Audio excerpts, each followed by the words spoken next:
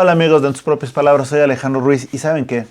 Si hay algo común para los humanos es el derecho que tenemos de hacer burradas y cometer burradas.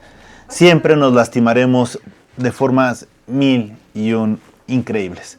Pero por eso siempre es bueno contar con amigos doctores que nos vengan a platicar de qué se trata el chiste de cuidarse, de la salud en la vida. Hoy tenemos al doctor Rodrigo Fernández. Rodrigo, muchísimas gracias por estar aquí. Contento, y además otra de las grandes ventajas es que por fin nos vas a enseñar a pronunciar cómo se dice bien y adecuadamente otorrinolaringólogo. Entonces, en ese sentido, te agradezco, y además cirujano. Entonces, para todos los que quieran y tengan inquietudes, por favor, mándenos sus preguntas. Y ¿qué les puedo decir? Rodrigo, antes que nada, y para empezar, algo que es básico. La otra vez estaba leyendo que la mayoría de los accidentes que suceden son en casa. Es cierto. ¿Qué tan humanos necesitamos ser para cuidarnos más? Bueno, primero hay que ser muy precavidos. Realmente hay que fijarse en usar hasta inclusive calzado que vaya con nosotros. Llevar una higiene bastante adecuada. Principalmente en la cuestión de accidentes. Pues yo tengo, inclusive mi mamá se ha caído varias veces de las escaleras y es una persona joven. O te puedes caer en el baño. Es algo que decimos de repente entre los doctores de, bueno, pues sí, disfrutando la vida y no sé qué, pero imagínate que un día te caes en el baño, te pegas y te rompes un brazo. Pongámoslo más sencillo. O la mano, te lastimas la mano. Es algo bastante frecuente. ¿Y por qué? Bueno, muchas veces somos un poco descuidados, se puede dejar el piso un poco mojado, cosas así que pueden causar un accidente. Es nada más tener un poco más de cuidado, identificar zonas que pueden ser peligrosas en especial en casa, o las escaleras, tener barandales, y eso ayuda muchísimo a que disminuya la tasa de incidente de un accidente en casa. Oye, ¿cómo fue que te enamoraste de la medicina como para consagrar tu vida a ello? Yo realmente descubrí mi vocación a los 6 años de edad. ¿6 años? Algo rarísimo. Dije, yo quiero ser doctor. Pero bueno, vengo de una familia de tradición de doctores. Ok. O sea, mi bisabuelo fue doctor, que eran los médicos que curaban absolutamente todo, sí, dicen las abuelitas, porque vean cirugía, todavía no había especialistas en ese tiempo. Mi abuelo fue uno de los fundadores del Instituto Nacional de Cardiología. Un tío también ha sido director de varios hospitales, primos, tíos. Entonces, yo realmente donde me empezó a apasionar fue con la toma de presión arterial. ¿Sí? Algo tan sencillo, exactamente. Me empezaron a enseñar mis tíos y ni siquiera eran doctores, pero pues yo de tanto ver a los abuelos, a los tíos, a los primos y así, bueno, te vamos a enseñar a tomar la presión. Escuche el corazón. Y a partir de eso, empezar a escuchar el corazón, dije, esto es fenomenal. Yo quiero hacer esto para el resto de mi vida. Y luego ya más adelante, yo tenía la convicción de que quería ser cardiólogo y como el abuelo y como un gran ícono, etcétera, etcétera. Y de repente veo a un doctor, me invita a una cirugía, me dice, oye, Rodrigo, ¿me puedes ayudar, por favor? Tengo una rinoplastía. ¿Una qué? ¿Qué dijo? Tú vente, no te preocupes. Yo sé que no saben nada de otorrino generalmente los médicos. Porque estás una semana o cuando mucho 2 rotando en la carrera para ver otorrinolaringología. Entonces vi una nariz y dije, no entiendo nada, pero yo me quiero dedicar a esto toda mi vida. Y después pasaron los años y dije, no entiendo nada, pero le voy a seguir dedicando toda mi vida a esto. Entonces eso me llevó en la vida a tomar varios caminos. En primera, la decisión de irme exclusivamente a otorrinolaringología por la rinoplastía. Yo realmente desde que era mi segundo año de residente, estaba siempre con mis maestros de, oye, hagamos una rinoplastia. Oye, bueno, pero pues aquí no es tan común, aquí es más de cirugía endoscópica de base de cráneo y toda la ciencia de las cámaras, endoscopios y cosas así demasiado técnicas. No, yo, una rinoplastia. Dijeron, bueno, está bien. Y posteriormente así fue pasando el tiempo y dije, bueno, yo quisiera ver qué más hay afuera en el mundo, ¿no?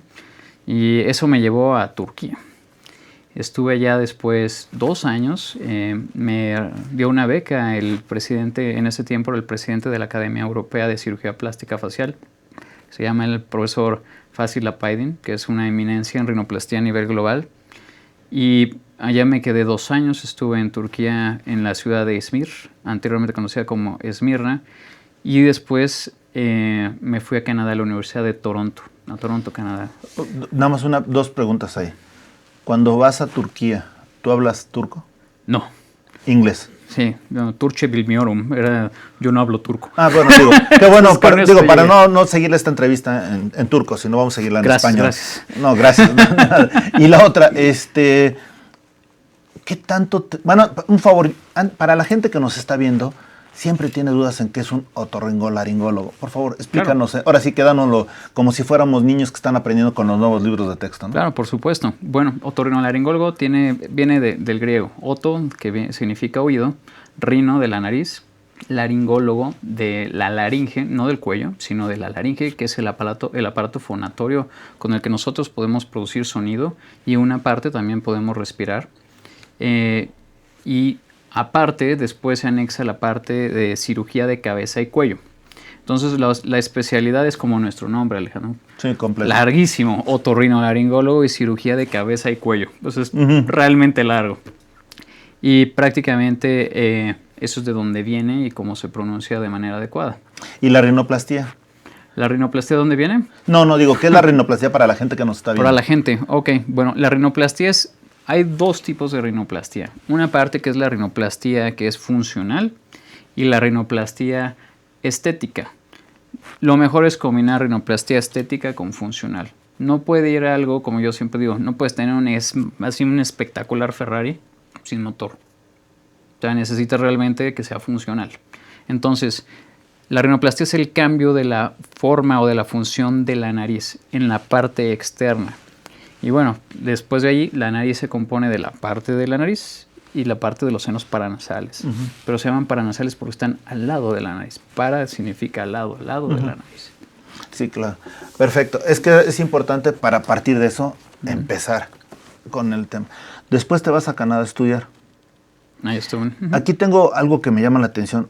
Obviamente, México, no es que vivamos en un ostracismo, pero lo cierto es que tienes otras formas de vida, una forma distinta. Totalmente. Cuando llegas a Turquía, ¿cómo es el choque? Ya no me refiero en el aspecto médico, en el aspecto humano. Porque digo, por mucho que hayas visto telenovelas turcas, cuando llegas allá dices, caray, esto es algo distinto, ¿no? Totalmente. Yo cuando llego a Turquía, sinceramente, primero no tenía ni idea que era Turquía. O sea, decido bueno, aquí, pues no sé, están publicando mucho, está habiendo un boom, en especial en la parte de cirugía de nariz, pues vamos para allá. Y después todos mis maestros, oye, Turquía, ¿cómo vas a irte para allá? ¿Qué hay allá? O sea, que hablan árabe, hay camellos, que es como algo muy común que las personas piensan, que hay camellos, que hablan árabe y que todos están tapados de la cabeza, ¿no? Con el hijab. Yo llego a Turquía, la verdad es que los 2 primeros meses fueron extremadamente complicados. En primera, porque el sistema bancario es muy diferente. Dices, bueno, no hablo el idioma, pero hay dinero, entonces te resuelven las cosas. Yo llego con una beca del CONACYT la primera vez que voy. Sistema bancario no funciona, no es compatible las tarjetas de crédito porque los bancos no tienen acuerdos. ¿En qué año es? 2018, eso fue la primera de septiembre del 2018. Wow. Me quedo varado. Después, bueno, me empiezan a ayudar unos amigos iraníes, una amiga iraní, llegar al supermercado y decir, oye, necesito una lechuga, necesito unos huevos. ¿Cómo dices eso? Oye, necesito leche. ¿Dónde está la leche? Y dices, bueno, acudiré, como muchos pensamos, inglés. Todos deben de hablar inglés, ¿no? Oye, bla, bla, bla, en inglés. Oye, where's the milk? Y ya señalaban a alguien más. Dice, ok, le preguntas al que sí hasta que entiendas. Dice, ok, la mayor parte de la población en general no habla inglés. Claro. Y empiezas a darte cuenta de que la primera barrera es el idioma. Y es una barrera muy fuerte. Entonces, posteriormente tuve que ir aprendiendo un poco de turco, números, con preguntas básicas, principalmente para que no te chamaquen, porque pagas y te dan menos. Claro. Y eso es algo común en algunas partes de Turquía, aquí también. Posteriormente empecé a entrar en la cultura musulmana. Hay cosas que son diferentes, pero realmente no son tan diferentes en nosotros. Sí, yo pensaba también primero que dije, no, pues van a ser musulmanes, súper difíciles. Hay cosas que sí no son compatibles como nosotros. Por ejemplo, bailar con una mujer, aquí sales, bailas bachata, bailas salsa, no hay problema. O te bailan de plano. O te bailan. Y allá un hombre no puede bailar con una mujer. O sea, en primera no puede haber un contacto físico cercano. Tiene que haber estar separados. Los hombres bailan con los hombres, las mujeres con las mujeres. Posteriormente fui a Jordania a presentar algunos trabajos y todavía se ve mucho más la parte, porque también está el espectro, como aquí está el espectro del cristianismo, ¿no? De cristianos que dicen, pues yo sí tomo alcohol, y otros que dicen, yo soy cristiano, no tomo alcohol para nada y solo puedo tener una pareja hasta el matrimonio.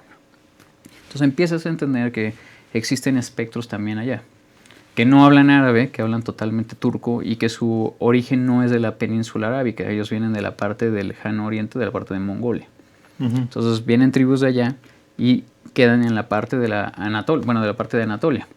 Y de ahí empiezan a tomar todo lo que es Turquía, lo que se conoce actualmente como Turquía. La comida es muy buena, realmente es exquisita la comida, tiene unos ingredientes fenomenales, tiene una cocina de tradición de 12.000 años mezclada entre griegos, lalanos, fenicios, Los mismos árabes. El falafel me imagino que también debe ser un complemento rico, ¿no? Falafel, comida mediterránea. Por ejemplo, yo que estuve en la parte de mediterránea de Izmir, las ensaladas, los ingredientes que ocupan la tierra hace que los jitomates, la variedad de aceitunas es espectacular. O sea, hay aceitunas desde el tamaño de un chícharo hasta aceitunas que son casi como del tamaño de una guayaba pequeña. O sea, una cosa espectacular. Y empiezas a probar los sabores. Cosas que me costaron mucho trabajo fue aprender a comer todo con yogurt. Eso fue muy complicado. Porque uno estoy acostumbrado de ir a comerse unos tacos y pides una cerveza, ¿no? Ya vas por el que se llama el durum, que es como el equivalente a nuestro taco, y te dan tu medio litro de yogurt con agua y sal. Y dices, órale, Pero perdón, ¿eso es para aguantar el calor? No. ¿O es por una tradición? No, es una tradición. O sea, ellos toman leche, o sea, más bien el yogurt, a manera de acompañamiento. Nosotros tomamos cerveza o agua de limón, agua de naranja, ellos toman el ayran, que es el yogurt con sal y agua. Lo mezclan y lo acompañas con tu carne de cordero. ¿Y sabe rico? Al principio, para mí sí me gusta, pero fue como una cuestión aprendida. O sea, por ejemplo, la cerveza es algo que nosotros aprendemos a tomar, porque de un niño toma cerveza y dice, es amargo, no, horrible, ¿no? Que es un mecanismo totalmente natural que existe hasta para ciertos sabores. El cuerpo tiende a rechazar sabores amargos porque dicen que algo está echado a perder, y eso va en nuestra parte evolutiva. Sin embargo, la parte de alimentación aprendida, por ejemplo, el chile, pues si vas y con un latinoamericano de Colombia le dices, órale, ahí te van unos habaneros. Dices, no, yo no como eso, como pica, qué bárbaro, ¿no? Lo mismo para nosotros, aprendes a comer chile y pues aquí, oye, una salsa, dame unos chiles toreados, ¿no? Allá es la parte de, ok, voy a aprender a comer con yogurt. Todo. O sea, te pueden dar carne, unas lajas de carne con pan y salsa de tomate y ponerte una bola de yogurt al lado para que lo combinas. Entonces empiezas a aprender esa comida que ni siquiera lo pensaste. Y además, fíjate qué curioso, pero te das cuenta que realmente lo único universal que tenemos como seres humanos es la ciencia, ¿no? Correcto. Sí. Porque las tradiciones van bien, los usos y costumbres van y bien. Bueno, no es que vayan y bien, pero no, pueden o no ser afines a ti. Pero la ciencia es única. La ciencia es el idioma universal, donde todos nos tenemos que entender porque es cuadrada. Y cuando llegas y por ejemplo, aquí habías salido de la universidad, estudiaste alguna especialidad. ¿En otro río? Sí. Y de ahí te vas, das el salto. Es correcto, sí. Y cuando llegas allá, además de que te estás viendo el boom de todo lo que es la apertura te tocó parte de la apertura de Turquía, se estaba mencionando mucho la ruta de la seda, que se estaba poniendo de moda, etcétera. Tú llegas y vas por un perfil latino, que no es común recibir latinos allá, a estudiar ciencia. Y obviamente no te toman como latino, te toman como el fenómeno más, bueno, mejor la nacionalidad más cercana, que es norteamericano. Y entonces, de alguna manera, estás entrando te olvidas del Mexican Way of Life, American Way of Life, y te metes a lo que es la forma de vida turca y con esa gran influencia oriental árabe. Sí. Qué fuerte. Fue muy interesante la parte de llegar a la universidad. La universidad que es la sede se llama Universidad del Mar Egeo, técnicamente sería la traducción. Y primero llegar con los profesores y, oigan, les presento a Rodrigo, viene de México. Así como mexicano. Mexicano, ok, está ya. Sí existe, ¿no? Sí existe. Hasta una vez una paciente me preguntó, ¿de dónde es usted? No, pues soy de México. ¿Y en qué parte de África está ese país? No, está del otro lado, señor. Tiene que cruzar el Atlántico. Claro. Bueno, no te ofendas, pero cuando llegaste a Canadá, seguramente muchos te decían que eras sudamericano. Sí, por ser mexicano. Piensan exactamente. No, yo no sé por qué piensan que somos sudamericanos. O sea, cuando se forma finalmente el continente americano, pues, México está arriba. Por eso tenemos el Tratado Atlántico, perdón, el Tratado de Libre Comercio de América del Norte. O sea, estamos en América del Norte. Uh-huh. Pero para allá, bueno, primero soy latino porque hablo español y ya sabes, hola amigo, ¿cómo estás? ¿No? Entonces todo, hola amigo. Uh-huh. Y separar esa parte de, no vengo de Centroamérica, no vengo de Sudamérica está muy lejos, Centroamérica también está lejos. O sea, México está arriba. Entonces, le cuesta trabajo en que vayan aprendiendo eso. En especial, pues, por la herencia de Estados Unidos, de prácticamente ellos son Norteamérica y los canadienses y todos los demás, quién sabe qué somos, ¿no? Sí, digo, podrán querer todo el mundo al mariachi, pero saben que Sí, exactamente. es una situación distinta. Tú ibas como ciencia. Yo iba como médico y ya en ese momento entraba como fellow, que ya eres médico, ya eres especialista con cédula profesional, pero ya pasas a ser entras como trabajador más estudiantes, como queda como hay una brecha.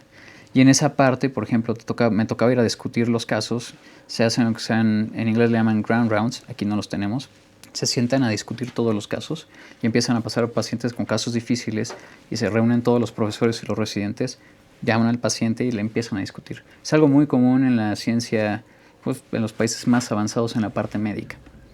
Oye, pero en ese sentido, de alguna manera, seamos realistas, hay ciertos tabúes, ¿no?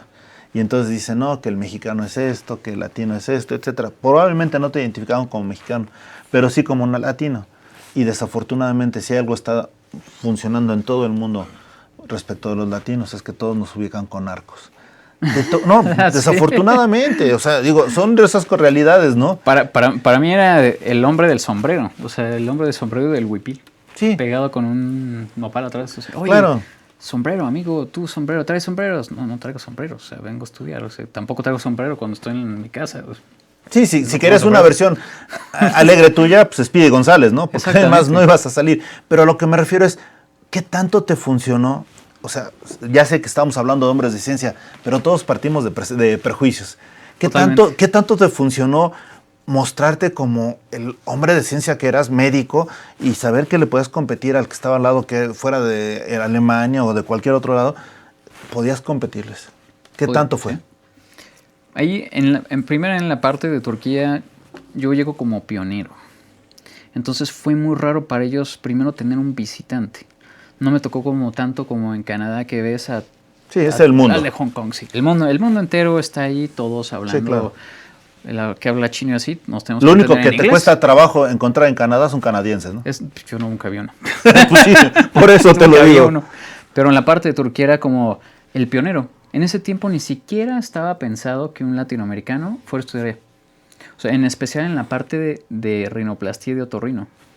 No se había como descubierto la importancia aquí en México que tiene Turquía actualmente en la rinoplastia para el mundo. Actualmente todos están viajando. La mayor parte de otorrinos está viajando a capacitarse en rinoplastia. Muchísimos, en especial de mi generación. Van con un doctor que se llama Teoman, otro que se llama Baris Chekir.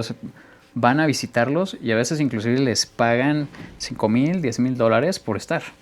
¿Y sabes qué se me hace increíble? Que cuando dices que fui de los pioneros, pensarías, no, hace 20, 30 años, no. Estamos hablando de hace 5, 7 años. 2018 y fue pionero porque nunca habían visto a nadie de México. Y era el primer latinoamericano.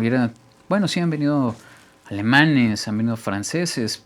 Latinoamericanos nunca hemos tenido con los profesores. Y llego yo y te vuelves como un boom, una celebridad. Uh-huh. Y miran al mexicano y todos, oye. Además la cultura turca es muy cálida, son muy hospitalarios. Entonces tú llegas y te dicen, vente, siéntate, come. Mira, adelante, necesitas esto, yo te lo invito. Y digo, oye, pero pues ese restaurante venía a comer. No te preocupes, yo te lo invito. O a veces rentaba Airbnb y dices, no te preocupes, no pagues, mexicano, no te preocupes. Al principio fue muy difícil porque nosotros somos desconfiados de que siempre estás como esperando que te hagan algo. Y llegar allá fue diferente.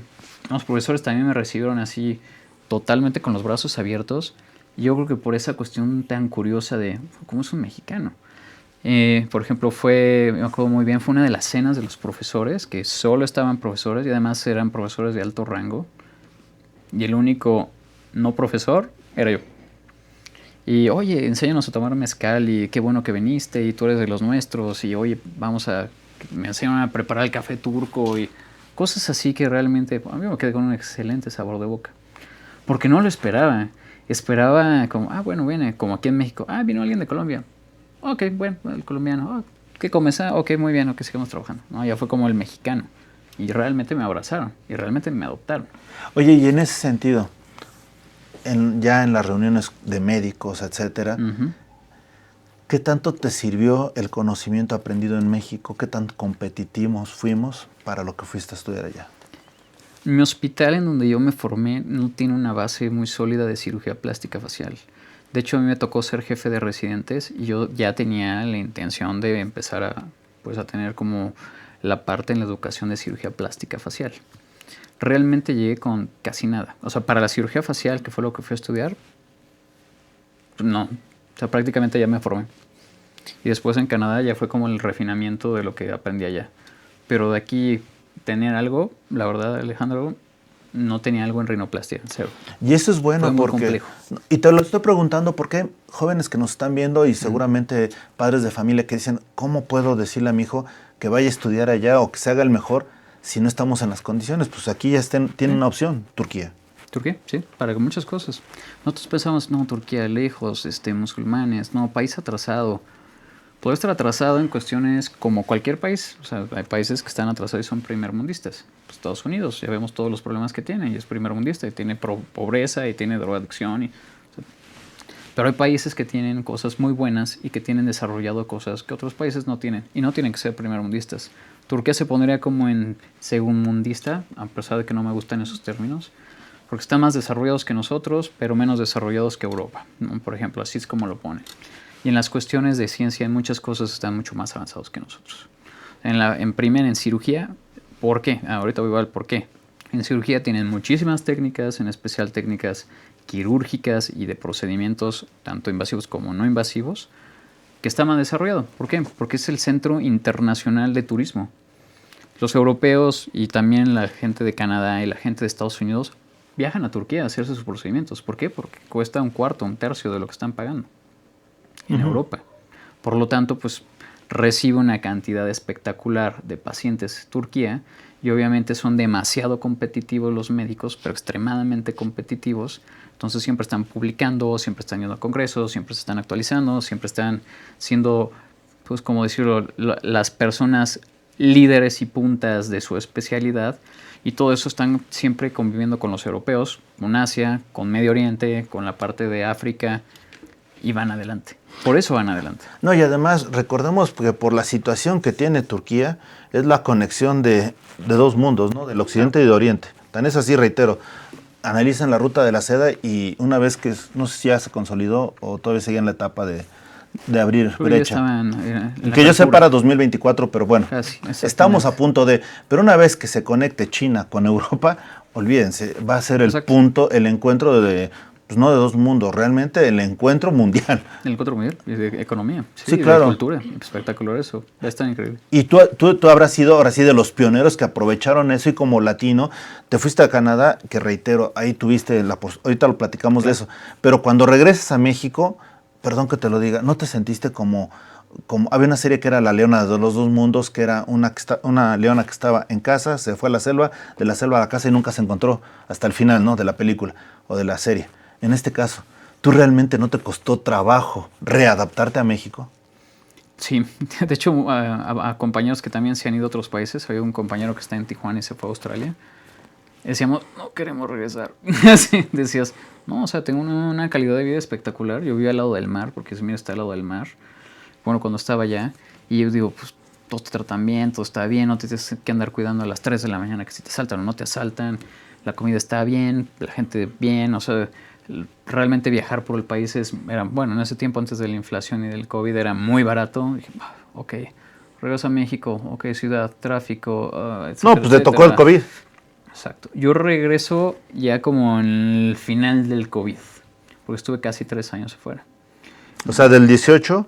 Yo voy en el 18 3 meses, regreso a presentar mi examen para certificarme con el Consejo Mexicano de Otorrino, Ajá. que estoy aquí 3 meses, y luego me voy casi 2 años.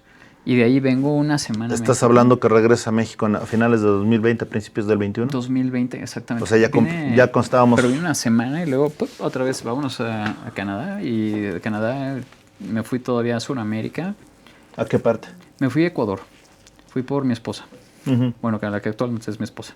ujú. Entonces fui por ahí y le dije, no, vámonos, tú no te me vas. Saludos a Ecuador, que también Saludos a nos Ecuador. tratan súper bien Sí, allá. exactamente. Saludos a Quito y Trujillo, Tulcán. digo, perdón, es que ir a Ecuador, a Perú, a Chile, la verdad es, nos ha tocado con la televisora y nos han tratado padrísimo en la Universidad Técnica del Norte. Ah, qué bien. Cuando nos han hecho favor de invitarnos, amo tu país, créeme.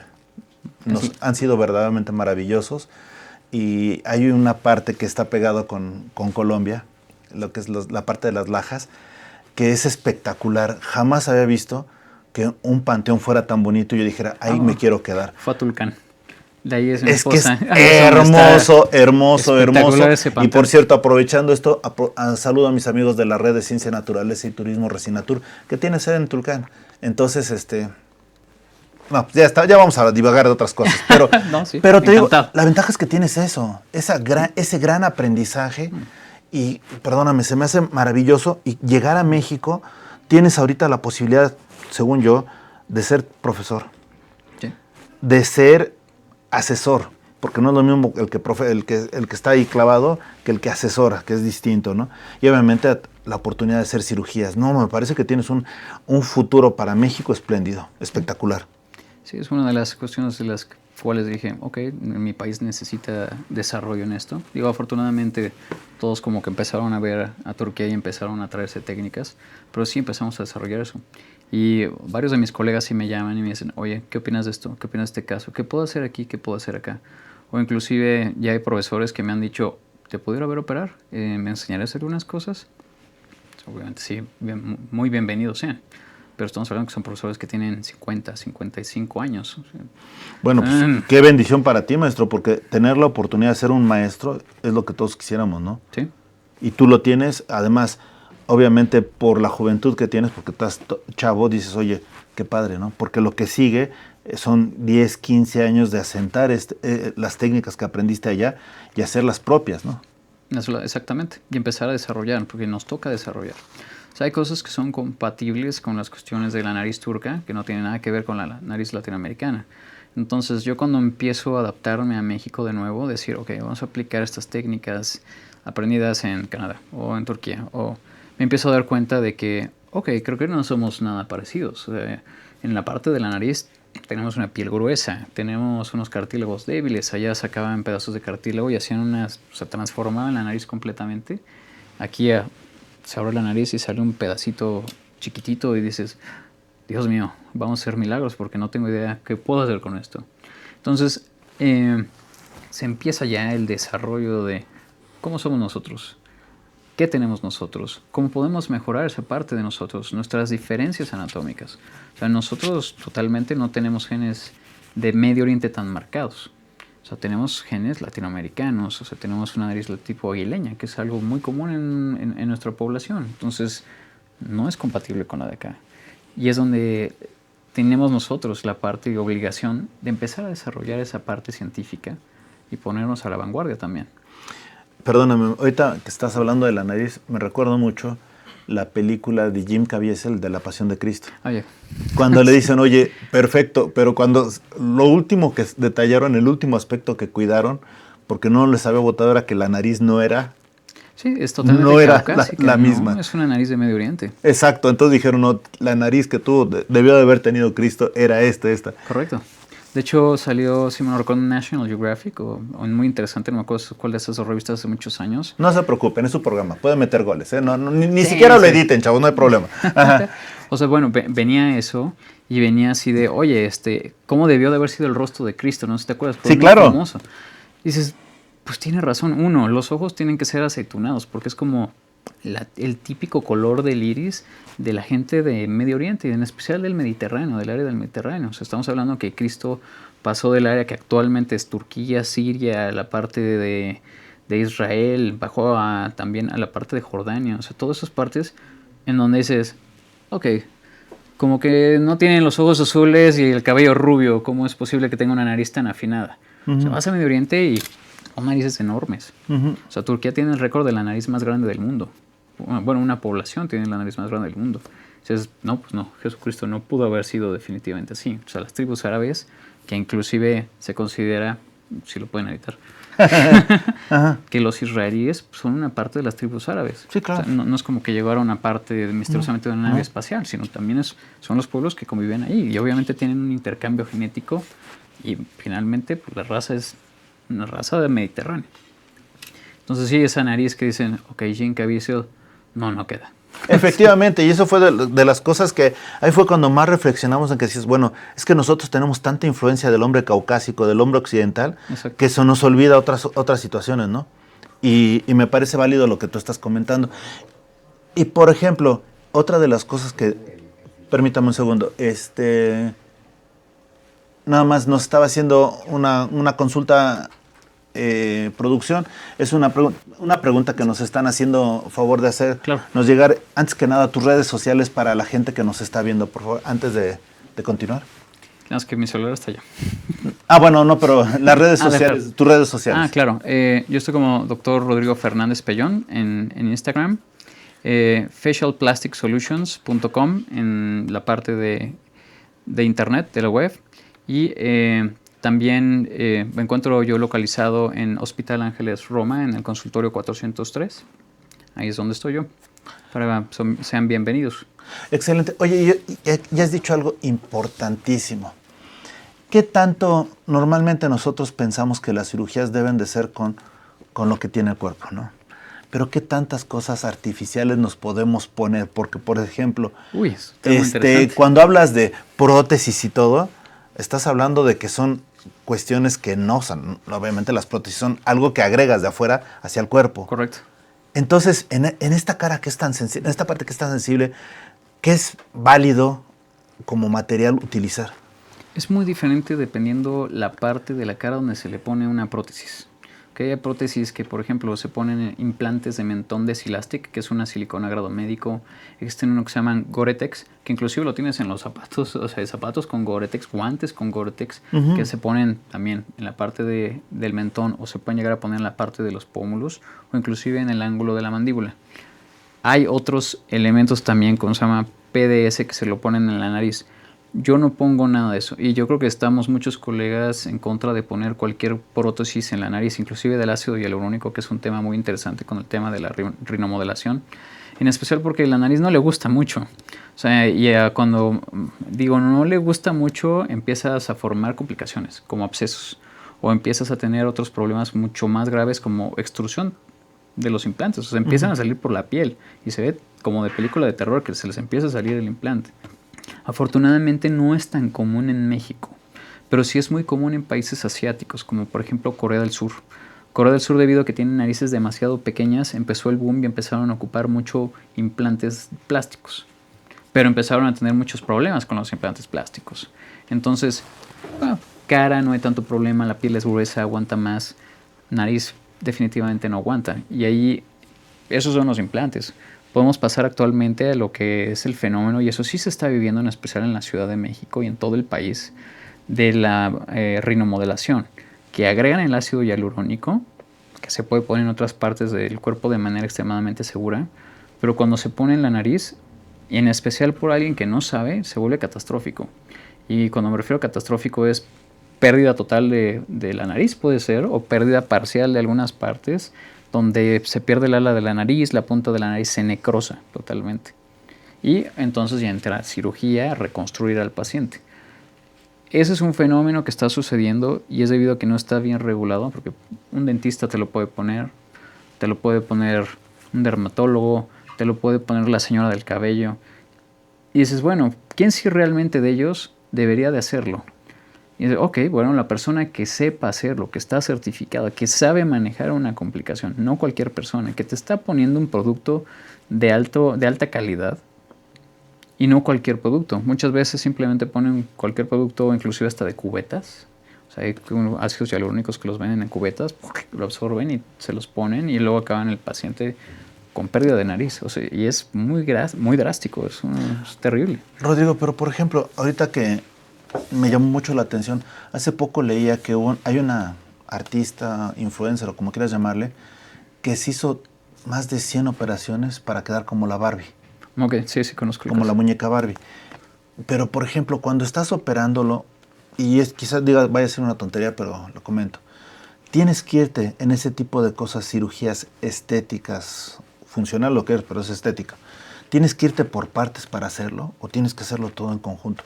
Porque, por ejemplo, yo me recuerdo también que había una publicidad por ahí del 2001, 2002 en Vancouver, que hablan para los orientales, haz tus ojos occidentales. Ah, sí, claro. Y yo decía, ay, güey, ¿qué es eso, no? Y lo que se trata es de hacerlo como los tenemos nosotros, no rasgados. Correcto.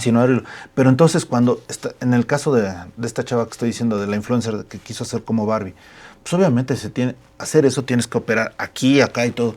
¿Lo vas haciendo por etapas o se hace todo junto, ese tipo de acciones? Entiendo. Esos son casos muy particulares. O sea, podemos dividirlo y eso lo tenemos nosotros, entre pacientes psicológicamente candidatos y pacientes que es una menor parte de la población, que se llama el síndrome dismórfico corporal. Y probablemente lo han escuchado si han escuchado a nutriólogos hablar o a psiquiatras hablar de la bulimia y la anorexia. Uh-huh. Ellos también tienen síndrome dismórfico corporal, nada más que son en distintas partes del cuerpo. La anorexia y la bulimia lo tiene principalmente en me veo gordo. Y dice, oye, pero ya tiene desnutrición y descalcificación en los huesos, ya está perdida gran parte del tejido graso de la cara. Muy común. A la parte quirúrgica, que decir, como Michael Jackson, sigo viendo mi nariz grande, hágala más pequeña, házmela más pequeña. ¿Hasta dónde realmente uno como médico dice, ok, me la aviento? Y eso es cuando tú empiezas a seleccionar tus pacientes. Ahorita contesto tu pregunta, uh-huh, pero para darte más amplitud en ese punto muy específico que es bastante importante. El paciente que no es candidato, tanto de manera legal como de manera quirúrgica, es el que te dice, yo no sé qué tengo mal, pero cámbiamelo. Haga lo que quiera, pero cámbialo. Bueno, ¿por qué? En rinoplastia, en cirugía facial, se llama psicocirugía, que es un término que me enseñaron mis maestros. Hacemos psicocirugía. O sea, tú, por ejemplo, ¿estás contento con tu nariz? Sí, yo también. Y muchos van a decir, Doc, ¿para cuándo su rinoplastia, no? Uh-huh. Pero bueno, pues si yo estoy contento con mi nariz, ¿por qué de cambiarla? Y hay pacientes, inclusive, que tienen la nariz muy bonita, y me han tocado niñas que llegan cuando dices, qué nariz tan bonita. Es que no me gusta esta parte en particular, la quiero más fina. Pero ¿hasta dónde llegamos nosotros? Si llega un paciente y te dice, por ejemplo, esta chica o Sabrina o todos esos que son celebridades y que han ido a programas como Botch, que muchos ven Botch, uh-huh, ese programa. Quiero más, o quiero menos, recórtele más. Primero tienen que tener una evaluación psiquiátrica, definitivamente, y ya cuando el psiquiatra te dice, ok, este paciente ya se puede operar, ya lo operas. Porque generalmente cuando quieren ese tipo de cambios no es porque solo quieran el cambio físico, sino porque traen problemas atrás. Inclusive problemas de violación, problemas con su pareja que no las quiere, cuestiones más graves intrafamiliarmente, ya sea de cuando son niños o actuales. Entonces hay que evaluar eso para saber cuándo es el momento adecuado en la parte psicológica para operar al paciente. Muchos pacientes que se están divorciando y dicen, ok, me voy a divorciar de mi esposo, pero quiero cambiarme. Quiero que me opere la nariz. Quiero que me opere los párpados. Quiero que me ponga ácido hialurónico. Y dices, bueno, quizás sea válido. Totalmente. Y quieren un cambio de look y quieren verse bien. Entonces hay que entender el trasfondo. Ya los pacientes que ya quieren como cambios. Esos pacientes, primero, tienen que ir a una evaluación psiquiátrica. Se tiene que ir por etapas. Primero esa es la primera etapa. Y después ya los puedes ir operando y cambiando. Yo en lo particular no veo a esos pacientes, sinceramente, porque, no sé, su psicología es muy diferente a la psicología de un paciente. A mí me da la impresión que también son volubles, ¿no? Son demasiado, o sea, sí, no los puedes controlar. Exactamente. Porque, por ejemplo, lo hemos visto con muchas personas. No estoy satisfecho. Lo que tú decías, es como me recuerda a Alicia en el País de las Maravillas. Oiga, señor gato, ¿no sabe a dónde puedo llegar? Pues a dónde quieres ir. Exactamente. Entonces lo mismo aquí. Como no saben qué quieren, Exactamente. entonces está en chino que le tiendas. Y al final, el responsable eres tú. Exactamente. No, y el problema es que no los puedes satisfacer. Por eso. Ese es, o sea, va a llegar inclusive, si no lo logran detectar los médicos, si no se están viendo alguno de mis colegas y no saben esto, va a llegar inclusive una demanda. Seguramente. O sea, va a llegar un día en que estés demandado, pero porque el paciente no está contento. Sí. Y como le digo a mis colegas, hay muchos que dicen, es que no debes operar a este paciente, es que tienes que tener tú desde antes o la habilidad ya desarrollada de decir, este paciente, no, hay algo. Hasta decir, ok, necesito que me llenes este cuestionario, estos consentimientos informados firmes, que eso es la parte más importante, este consentimiento informado de hasta dónde podemos llegar. Wow. Sí. Y después decir, ok, este paciente no está apto ahorita para operarse. Yo ya tuve un paciente así que llega un hombre, es un chavo alto, bien parecido, nariz de Medio Oriente, y me dice, quiero que me cambies porque no me siento bien y bla, bla, bla, bla. Ok, él no es candidato. Hay que esperar. Y hay que irlo trabajando. Y hay que irlo sensibilizando a que muchas de las cosas que está pidiendo no son posibles. Por ejemplo, otros pacientes que nos han tocado, me tocó uno con mi esposa, que llegó una chica de Medio Oriente y decía, es que quiero mi nariz más chiquita. Bueno, ¿hasta dónde chiquita? Y como ese caso que me comentas, muy, muy pequeña. Digo, ok, ya sé qué quieres tú. Tú quieres una nariz rusa, ¿verdad? Sí, ¿cómo sabe? Digo, porque lo que me estás pidiendo, viniendo de tu etnia, que es la parte de libanesa, y buscando una nariz rusa y habiendo vivido en Líbano, sé que quieres eso, porque es la tendencia. Pero no es posible realizarte una nariz rusa porque en primera, tu piel es gruesa. Eres una piel morena. La piel morena es gruesa, a pesar de ser de Medio Oriente. Dos, reducir una nariz gigante muy pequeña, la piel tarda en volverse a contraer y a pegarse. Entonces queda la nariz pequeña cuando se hace eso y queda toda la parte de la piel toda aguada.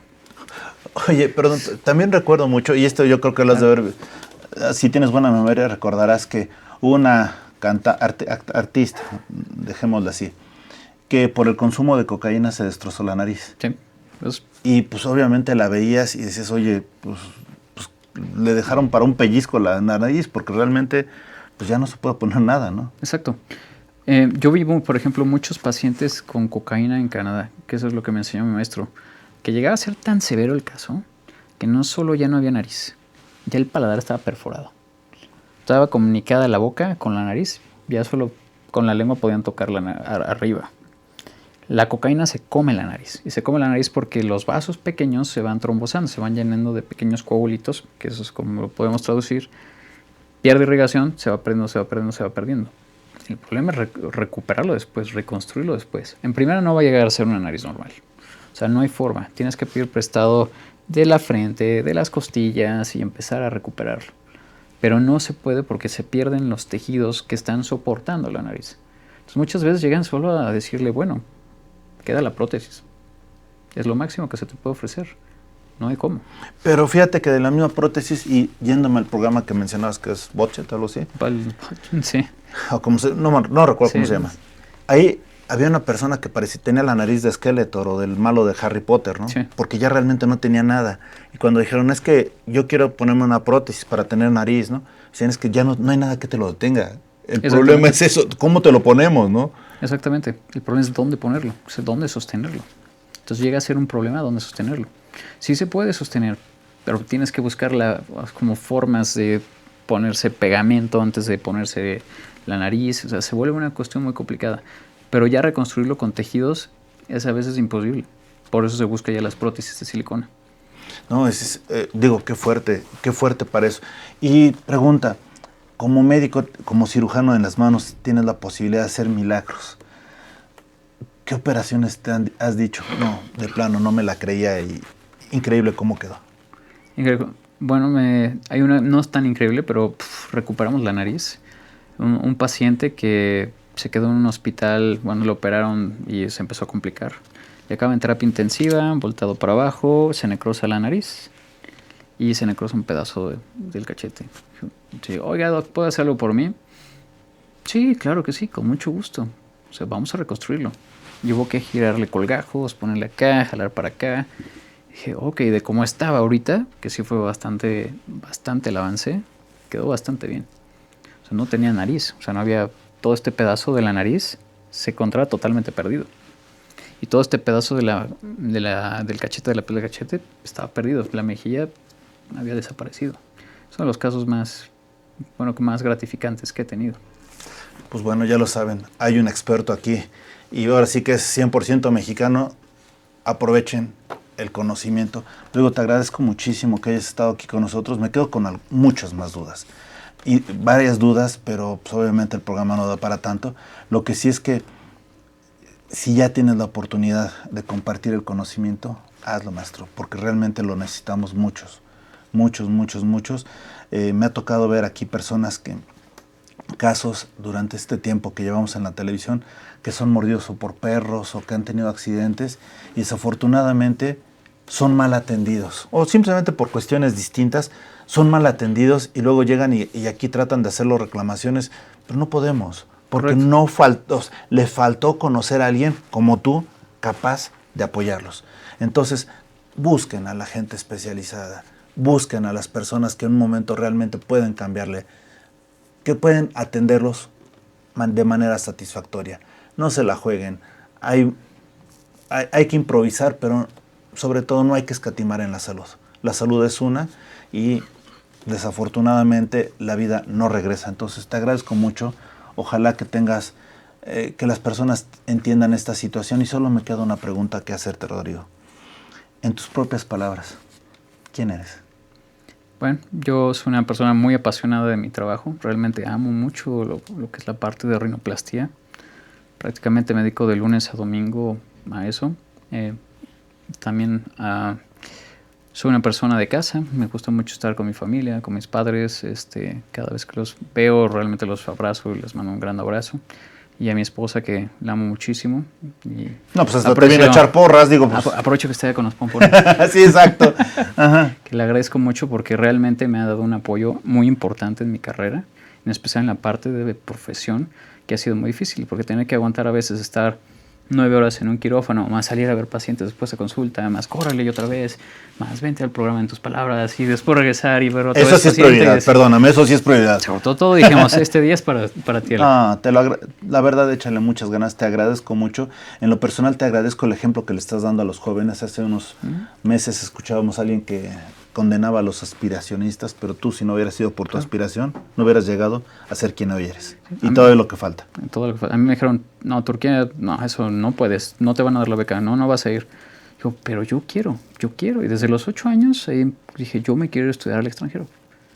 Entonces le digo a los chicos y a todos los que están viendo tu programa, o sea, si no lo haces, si no lo intentas muchas veces hasta que te salga, nunca vas a llegar a donde quieres llegar.